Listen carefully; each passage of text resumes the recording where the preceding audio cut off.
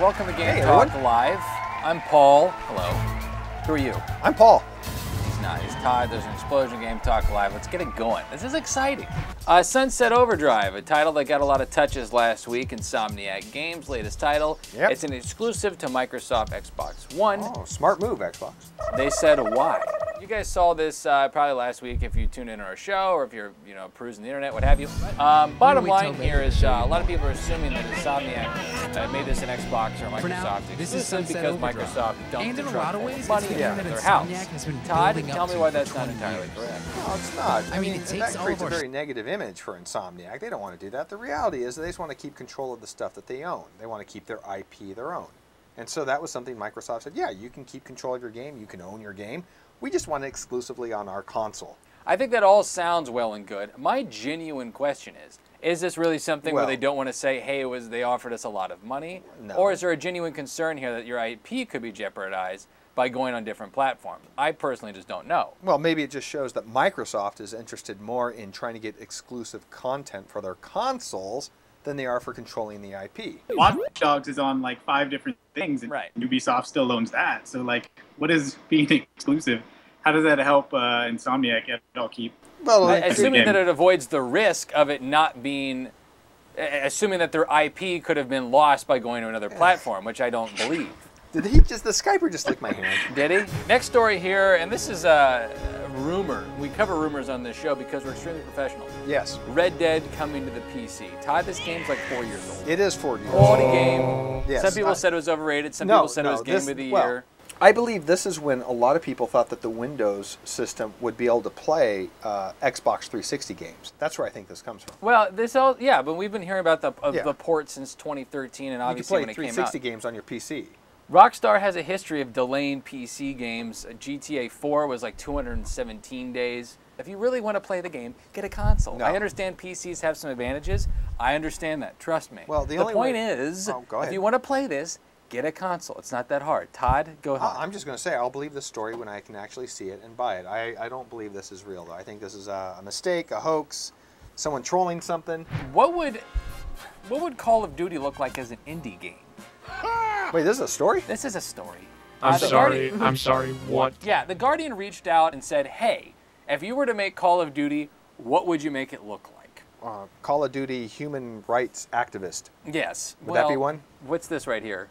I do a first-person war game for the perspective of the civilian swept up in the events who doesn't pick up a gun, protecting your family, avoiding forces on both sides. But AI played this War of Mine. They're already doing this. They're making a video game. Yeah, okay, so this is the War of Mine by 11-bit Studios, where you play, quote-unquote, as a civilian.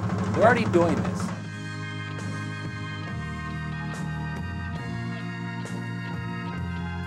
Can you hear me? Yeah, we hear you. Hey, what's your name? Oh, wow. I'm Jamie. Hi. Hey, all right. Did you want to weigh in on all this? We can see you well enough, so... Reimagine it. It's all about multiplayer, and they pretty much already nailed it, so if you're going to make another game, make something with a different title. Okay, where you're the civilian in the multiplayer, and you get to spectate. That isn't bad. Oh, wait, I've got one. AI, I got to plow through here. This better be hot. It's really good, trust me. So instead of having a game where you shoot robots and aliens and stuff like that, there is one single AI with the robot body, and he goes around and destroys all the humans. Your idea sucks. So this is an editorial. This next story is from EGMR. That's right. And they're talking about a video game's trailer. A video game is only as good as its trailer. The article itself was pretty vanilla, but it did bring up a good point. Is a video game just as good as its trailer? But i.e., what entices you guys to inevitably buy a video game? And my whole thesis throughout this is I think video game trailers are becoming less and less important in this day and age. If you want to watch a video game, you don't need to watch a 90-second trailer anymore. You can go and watch people stream it. Yes. So you can watch the gameplay. I think a lot of the designers are starting to react to this. We broke the H1Z1 news on our show. That game became very popular because of the way they're interacting with people on Reddit and on Twitch. But here's the thing. Yes, if you don't know about Twitch or anything like that, how else are you going to know about this stuff? That's why you have Blur Studios making completely rendered CGI movies essentially to sell to the casual gamer who may not even understand the difference between a cutscene and gameplay. I mean, when I'm looking at a game, I like to play a demo, see gameplay trailers, and like developer diaries. The developer diaries I think really is key. good. Here's the problem too. How many people remember like Star Wars: The Old Republic? I mean, that trailer was awesome. I would watch a movie if it looked like that trailer. And then there was the game. So anyway, we've got Mac laptops. We've got to watch what we say here because people think like people like these guys, you know. These guys suck. They got I'm Macs. dressed like I'm going to a country club after this. Yeah, what was your? Can you tell us your I'll tell you. Yes, I'll tell you exactly what it was. I don't on? usually wear shorts. Yeah. I'm trying to tan my legs because they're whiter than snow. So that's the start of there. Finally, it's like co-hosting with that guy from the movie Powder. Yeah, exactly. It's just this bright white thing over there. I love John Travolta, but no. So and then it's cold in the building, so I wanted to wear something to cover. You know, I'm a gentleman, so I'm going to cover my shoulders. Well, that's a better explanation than what I imagined. That you just woke up and decided I'm going to be a leprechaun. Our today. viewership literally just dropped by 600 as I started talking about my legs. The fate of the earth is in my hands. No choice but to take a stand.